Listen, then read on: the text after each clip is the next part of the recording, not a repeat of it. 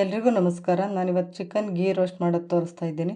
ಇಲ್ಲಿ 600 gram boneless chicken ತೊಗೊಂಡು clean ಮಾಡಿ ಇಟ್ಕೊಂಡಿದ್ದೀನಿ. ಅದಕ್ಕೆ 2 ಸ್ಪೂನ್ ಮೊಸರು, ಸ್ವಲ್ಪ ಖಾರದ ಪುಡಿ, ಸ್ವಲ್ಪ ಅರಿಶಿನ, ಉಪ್ಪು ಸೇರಿಸ್ಕೊಂಡು ಮಿಕ್ಸ್ ಮಾಡ್ಕೊಳ್ಬೇಕು.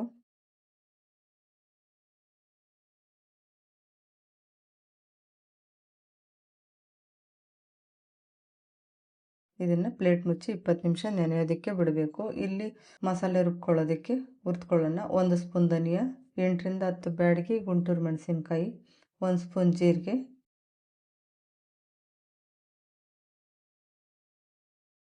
ಅರ್ಧ ಸ್ಪೂನ್ ಮೆಣಸು,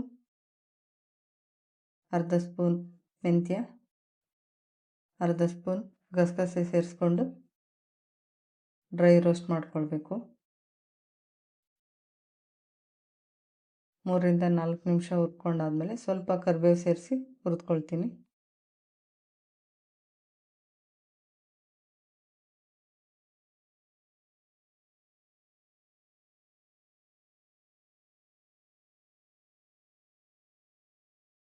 ಇದನ್ನು ಮಿಕ್ಸಿ ಜಾರಲ್ಲಿ ಹಾಕ್ಕೊಂಡು ಅದಕ್ಕೆ ಸ್ವಲ್ಪ ಶುಂಠಿ, ಬೆಳ್ಳುಳ್ಳಿ, 1 ನಿಂಬೆಹಣ್ಣು ಗಾತ್ರದ ಹುಣಸೆಹಣ್ಣು ನೀರು ಸೇರಿಸ್ಕೊಂಡು ಗಟ್ಟಿಯಾಗಿ ರುಬ್ಬಿಟ್ಕೊಳ್ಬೇಕು.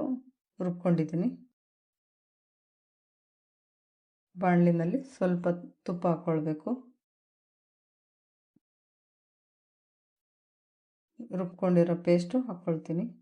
ಇದನ್ನು ತುಪ್ಪದಲ್ಲಿ ಫ್ರೈ ಮಾಡ್ಕೊಳ್ಬೇಕು.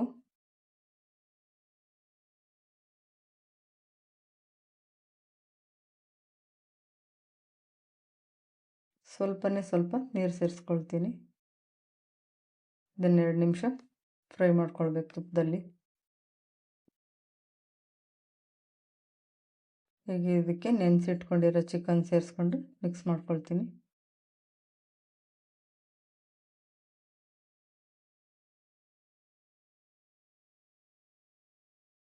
ರುಚಿಗೆ ಎಷ್ಟು ಬೇಕಷ್ಟು ಉಪ್ಪು ಹಾಕ್ಕೊಂಡಿದ್ದೀನಿ.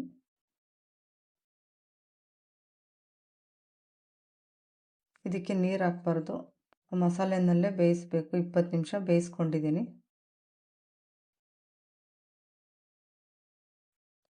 ಮೇಲೆ ಸ್ವಲ್ಪ ತುಪ್ಪ ಹಾಕ್ಕೊಳ್ತೀನಿ.